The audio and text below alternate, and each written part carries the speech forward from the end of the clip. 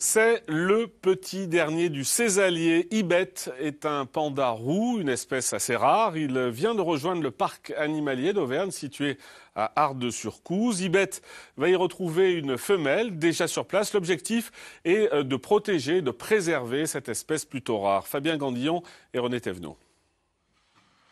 Il est un peu sonné, mais c'est normal, c'est la première fois qu'il met les pattes dans cet enclos. Ibet, c'est son petit nom, est un panda roux de l'Himalaya. Il vient rejoindre une femelle, l'Imei, arrivée il y a quelques semaines au parc animalier d'Auvergne. Il vient d'un parc en Belgique et on l'a récupéré parce qu'on avait déjà une femelle. C'est une espèce qu'on a commencé à présenter cette année. C'est une espèce qui est plutôt rare et qui fait partie d'un plan d'élevage européen. Donc ça a un but au niveau de la conservation en fait. Et le but c'est de les faire se reproduire. Alors on va voir si pour ça il faut déjà qu'ils s'entendent. Ibet et sa camarade ne sont pas la seule nouveauté de l'année.